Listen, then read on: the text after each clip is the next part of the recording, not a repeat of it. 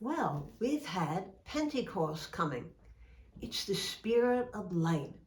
I would like to read you that poem that Amanda Gorman read, The Hill We Climb. I've been thinking a lot about the hill.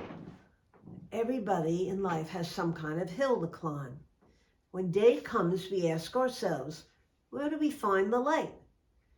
In this never-ending shade, the loss we carry, a seed we must wade. We braid the belly of the beast. We've learned that quiet isn't always peace, and norms and notions of what just is isn't always justice. And yet dawn is hours before we knew it.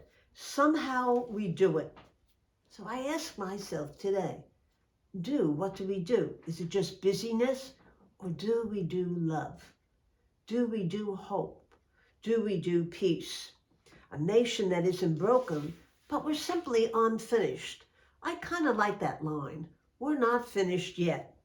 We, the successors of a country in a time where a skinny black girl descended from slaves and raised by a single mom can dream of becoming a president, only to find herself reciting for one.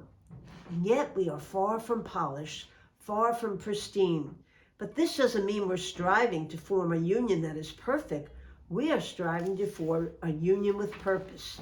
I think to myself, I stop there. What's the purpose of all this time on earth? Maybe it's to share our hope, to share our charity, or maybe to become more understanding of each other. We're not here to be perfect, and if you think you are, you're going to wear yourself out and everybody else. To compose a country committed to all cultures, colors, characters, and conditions of humanity. And so we lift our gazes not to what stands between us, but what stands before us. Again, I ask myself, what stands before us? Not riches, not material wealth, not controlling each other, not leaving each other out. To me, it's the sign of peace that we give each other.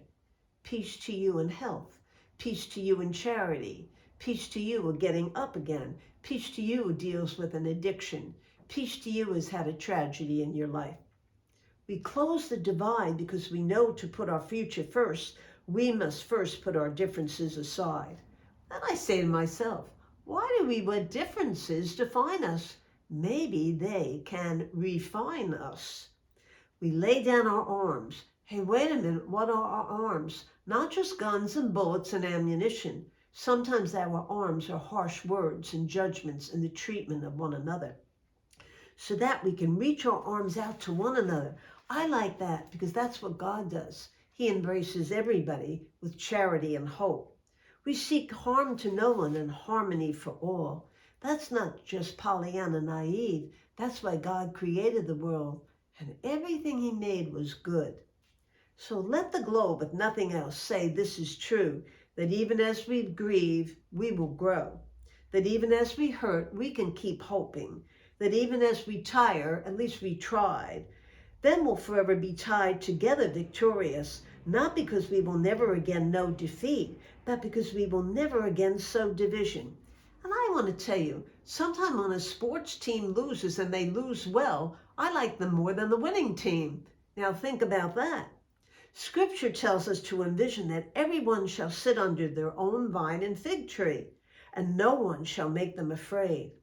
I've seen people who are afraid of different things in life. Some people have PTSD. You've heard of that, post-traumatic stress disorder. It's a terrible thing to live with, and yet some people do it very carefully. If we're to live up to our own time when victory won't lie in the blade, but in all the bridges we made. In other words, let's walk over to each other, not past each other, not push each other aside. That's the promised glade. The hill we climb, if only we dare it, because being American is more than a pride we inherit. It's the past we step into and how we repair it. The past wasn't perfect either, neither is the present, and no will be the future. So how can we repair it? We can heal it. We've seen a force that would shatter our nation rather than share it, would destroy our country if it meant delaying democracy. And this effort very nearly succeeded. But while democracy can be periodically delayed, it never can be permanently defeated. Well, that's why God gave us the sacraments and the spiritual and corporal works of mercy. We need not be defeated because love never sits down. In this truth, in this faith we trust, for while we have our eyes on the future, history has its eyes on us. This is the era of just redemption. Everybody can be redeemed. We feared it at its inception. We did not feel prepared to be the heirs of such a terrifying hour. Let us stand up, be counted, keep your dignity, keep your integrity, and leave no one behind. But within it we found the power to author a new chapter. What's this new chapter called? It's the chapter of love. It offers hope and, yes, laughter. We have to lighten up a bit. We're too serious in this world.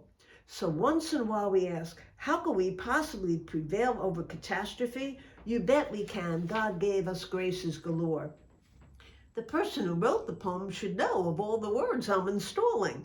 We will not march back to what was, but move to what can be for everyone. A country that is bruised but whole, benevolent but bold, fierce and free. We have our wounds. We have our negative parts too. All of us, we human beings do. And yet when you look in the mirror, we are all defined by being a reflection of God's love.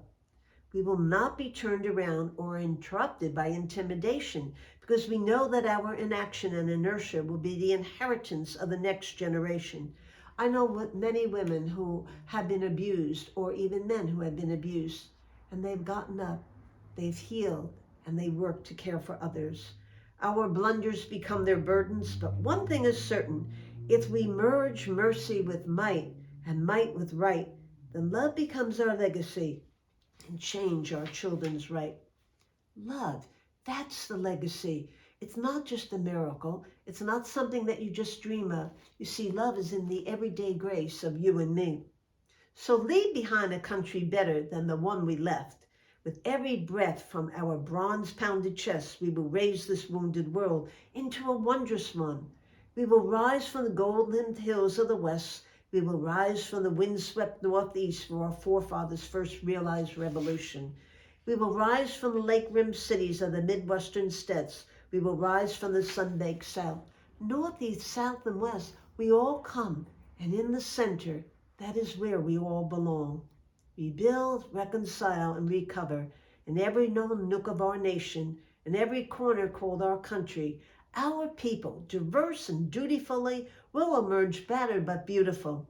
People in wheelchairs who cannot see, who are lame and cannot hear, they are our leaders because they trust in you and me. When day comes, we step out of the shade, aflame and unafraid because of the Pentecost day within. The new dawn blooms as we free it, for there is always light. You see, even at night, the light in the darkness is there. It's called God's love, the Creator's love.